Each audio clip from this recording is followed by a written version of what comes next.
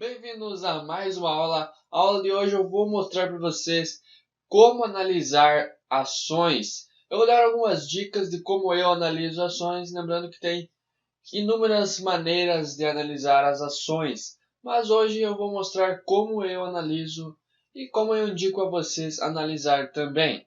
Primeira regrinha aqui é que nenhum conceito ou métrica deve ser analisado isoladamente, porque é impossível descobrir como a empresa realmente é olhando apenas para uma métrica, apenas para um índice, apenas para uma coisa. Então deve-se olhar num contexto geral todas as métricas da empresa para descobrir como ela realmente é.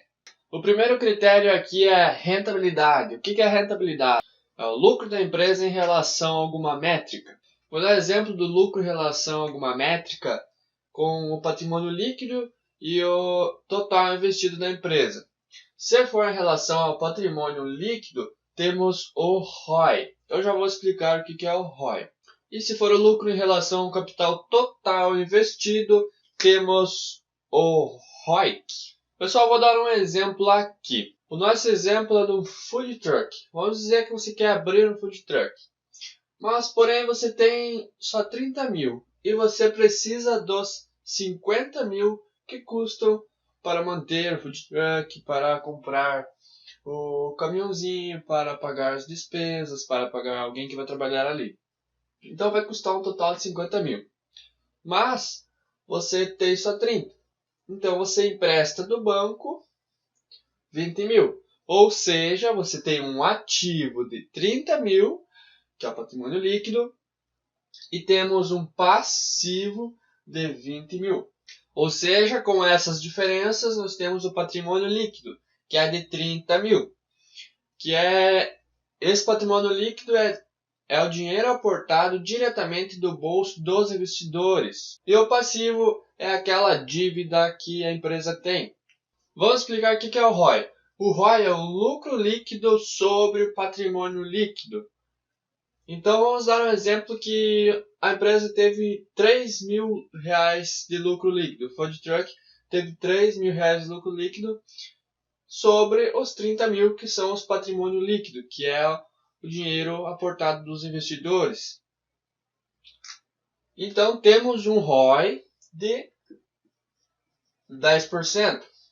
Quanto maior o ROI, maior a eficiência do empreendimento em gerar valor com base nas ferramentas que ele tem ao seu dispor. O lucro líquido é o total menos os custos decorrentes das atividades, ou seja, todo o lucro menos todos os gastos. Então, que temos o lucro líquido. Aqui no ROIC, temos o EBIT. O que é o EBIT? É o lucro operacional menos os impostos. E aí, o EBIT, vamos dizer que deu o lucro operacional menos os impostos, também deu os 3 mil. Sobre o capital total investido, que era o patrimônio líquido mais o empréstimo, que seria os 50 mil reais. Neste exemplo aqui, o lucro operacional menos impostos deram 3 mil, dividido sobre o capital total investido, que foram 50 mil, né? O patrimônio líquido mais os empréstimos, não 50 mil. Os 3 mil sobre os 50 mil, temos um ROIC de 6%. Então, um ROIC de 6% ao mês, pessoal. Lembrando que você deve comparar o ROI com o ROIC das empresas do mesmo setor. Nunca compare um setor diferente do outro, porque os dados vão ser totalmente diferentes. O que é o ROI? O ROI é o lucro líquido sobre o patrimônio líquido. E o ROIC é o lucro operacional menos os impostos sobre o capital total investido. Então, quanto maiores forem o ROI e o ROIC, melhor para a empresa. Pessoal, seguindo a linha da rentabilidade, temos o PL também. O PL, eu não vou explicar aqui como faz a conta do PL, mas vocês vão identificar bastante ele. O PL é o prazo de retorno que você tem para você obter aquele capital investido. Por exemplo, Se você colocou R$ 1.000 na empresa e ela tem um PL de 7, um exemplo, você vai levar 7 anos para ela te pagar aqueles R$ 1.000 que você investiu. Ou seja, você tem um PL de 7, vai levar 7 anos para retornar o seu investimento. O PL, quanto menor, é melhor. Mas isso não significa que a empresa com PL um pouco mais alto seja uma empresa ruim. Significa talvez que ela investe nela mesma e que ela acredita que ela mesma pode administrar melhor o dinheiro em vez de apenas repassar para você. Então, se a empresa não repassa muitos lucros, ela investe nela mesma e tem o seu potencial alavancado. Pessoal, agora nós temos o potencial de crescimento da empresa. Para descobrirmos o potencial de crescimento da empresa, nós destrinchamos ela em outras 3 partes. A primeira, a velocidade de crescimento do setor. A segunda, o crescimento do market share da empresa. O terceiro, a velocidade de crescimento do próprio negócio. O que são esses 3 aí? A velocidade do crescimento do setor é o quanto as pessoas movimentam do dinheiro ano a ano. Ou seja, se o setor está em crescimento, significa que o negócio da empresa pode ser promissor, pode ser um bom investimento. Mas se o setor que a empresa está atuando estiver retraindo, significa que não é um bom negócio. Vamos dar um exemplo aqui, setor de empresas de videocassete. Ela teve o seu pico, mas agora ela caiu. Quem vai comprar videocassete agora? Então, me desculpe, mas empresas que investem no ramo de fitas cassetes, eu acho que não seria um bom negócio, por causa que o seu setor não está mais crescendo, porque agora o videocassete não tem mais finalidade alguma. O crescimento do market share da empresa é o quanto aquela empresa está inserida no mercado, quanto de participação aquela empresa está inserida dentro daquele setor, o quanto essa empresa possui do total daquele setor. Vamos dar um exemplo aqui do varejo. Vamos dizer que isso aqui é o varejo. O quanto da fatia que essa empresa possui daquele varejo. Esse é o market share. Ou seja, quanto maior a fatia, maior o market share e maiores os lucros que a empresa pode ter. Agora, se o market share estiver diminuindo, ela vai diminuindo a fatia e os lucros também vão diminuindo. E o terceiro, a velocidade de crescimento do próprio negócio, é só analisar a velocidade de crescimento da empresa em média dos anos passados. Para analisarmos esses 3 segmentos que eu expliquei agora, temos o CAGR, o CAGR. O CAGR é o Compound Average Growth Rate. É uma forma de trazer um crescimento de uma determinada métrica em um período X de tempo. Mas como assim um período X de tempo? Significa que você quem escolhe ao analisar este período. Ou seja, você que decide o período que você quer analisar naquela métrica escolhida. Você pode analisar o CAGR sobre diversas métricas, mas vamos dar um exemplo aqui na receita líquida. Eu sugiro que você analise as métricas da receita líquida de no máximo 5 a 3 anos, porque ela não vai ter o mesmo potencial de crescimento quando ela foi lançada.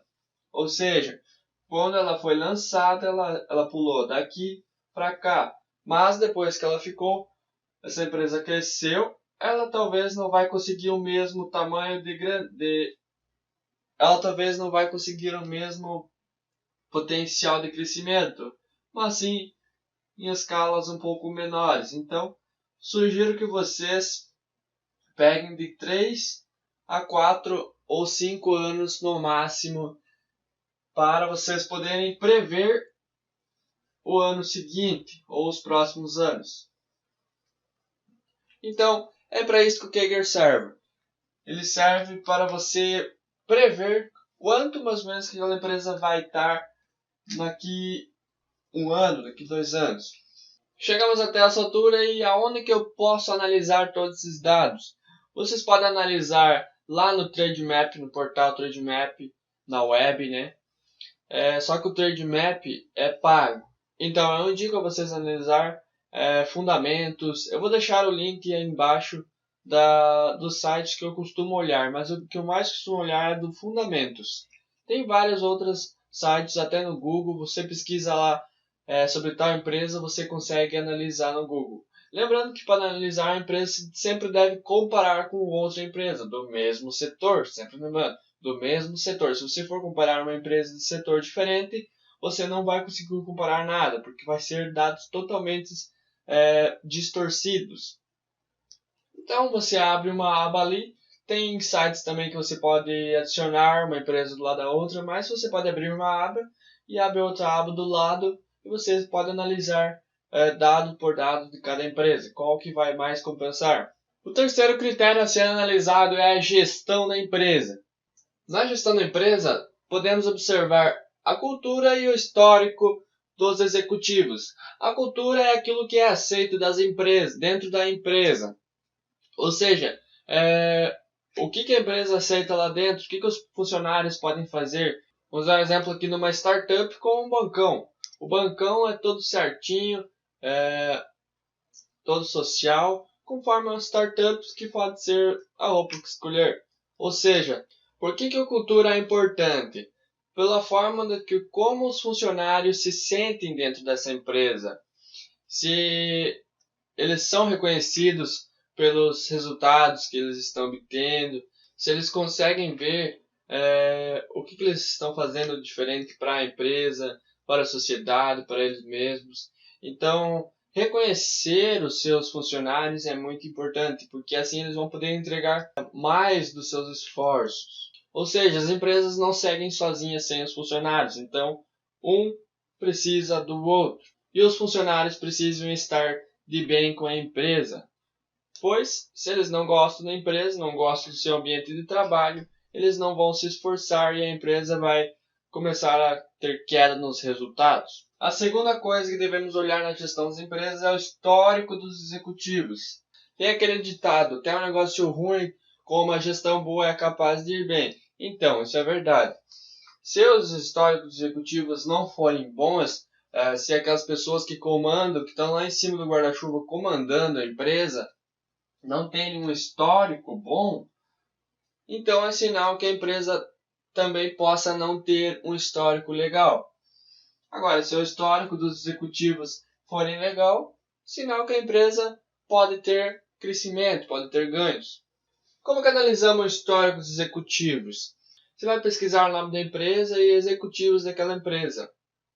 Aparece em muitos lugares todos os executivos, até quanto que eles ganham. Então você pode pesquisar lá o nome do executivo e ver se ele não tem lá uma fraude, se ele não está envolvido em um esquema de corrupção, porque isso não vai ser nada legal ter um executivo envolvido com um esquema de corrupção. Lá no site do RI, Relação com o Investidor, tem tudo também, vou deixar aí no vídeo o link aí, né, para vocês acessarem. É o RI, Relação com o Investidor. Lá tem bastante sobre a visão, a missão da empresa, quem comanda, o que eles são, para vocês pesquisarem. Outra coisa importante também é olhar se os executivos investem naquela empresa, porque quem mais tem mais dados do que os próprios executivos sobre aquela empresa? Então, se os executivos não investem na própria empresa, por que nós, que não sabemos tanto quanto eles, deveríamos investir? Então também aparece lá, se você pesquisar no RI, aparece quantos que os executivos têm daquela empresa. Então isso é uma coisa muito importante. Se eles não investem, por que nós devemos investir? Então, se eles investem bastante, também a pele deles também está em risco. A quarta coisa que devemos analisar é a performance da empresa. Ou seja, se ela tem resultados sólidos e consistentes. Como podemos analisar? Você vai lá no site que você está observando sobre a empresa e pesquisa, por exemplo, o primeiro trimestre deste ano com o primeiro trimestre do ano passado. Aí você vai poder comparar se a empresa está crescendo ou está diminuindo. Aí você vai poder analisar de várias formas, analisando os trimestres, analisando o ano a ano, analisando bimestre, semestre. Ou seja, tem várias formas de analisar a performance da empresa. É só comparar o ano passado com o ano seguinte, o ano retrasado com o ano passado. Vocês vão ter um histórico de performance da empresa. Então, quanto mais consistente for esses resultados, é mais seguro esta empresa. Quinta coisa que devemos analisar aqui é o endividamento da empresa. Uma empresa excessivamente endividada significa que ela não tem condições de manter as suas operações, a não ser pegando capital de terceiros, como os empréstimos de banco. Isso é muito ruim. Porém, a empresa que é um pouco endividada não significa realmente que ela é ruim. Pode significar que ela está apenas alavancando o seu negócio. Eu costumo analisar uma margem saudável que é de menor que 3 vezes do seu EBITDA ou menor que 100% do ROI. O que é o ROI? Lucro líquido sobre o patrimônio líquido. Então, empresas que eu costumo ter um carinho maior é aquelas que são 3 vezes menor do que o EBITDA ou que tenha uma dívida menor de 100% do ROI. Isso pode significar que elas estão alavancando seu negócio. Um pouco de dívida não é tão ruim assim. Então, se temos o EBITDA de 100 mil, agora relembrando o que é o EBITDA. É o lucro antes de juros, impostos, depreciações, amortizações, todas as coisas aí que diminuem os lucros da empresa. Então, ela tem 100 mil de EBITDA. A dívida máxima que esta empresa pode ter, assim, para ela estar saudável com as dívidas, seria de 3 vezes o EBITDA, que dariam 300 mil reais, não é mesmo? Ou seja, a empresa que tem um EBITDA de 100 mil reais, ela tem a dívida de até 300 mil reais, ela está saudável com suas dívidas. Ou seja, para analisar a dívida também, analise, compare as empresas do mesmo setor. Então vocês viram que não tem como comparar empresas de diferentes setores. Porque uma empresa, por exemplo, de banco, do setor bancário, vai ser totalmente diferente da empresa do setor varejo. Então não tem como comparar empresas de diferente setor. Sempre compare empresas do mesmo setor, pessoal. Aí vocês vão conseguir analisar 100%. Então, pessoal, eu creio que foi isso mais ou menos de como analisar uma ação. Já vai dar um senso crítico a mais para vocês aí, para vocês poderem começar a pensar em como analisar as ações. Então, a partir de agora, vocês já têm um pouquinho de conhecimento sobre como analisar uma ação. Então agora vocês sabem que para ter um conceito geral sobre a empresa, vocês têm que não analisar apenas um indicador isoladamente, mas sim todos os indicadores da empresa, comparando com outras empresas do mesmo setor. Então pessoal, a aula de hoje foi isso, valeu!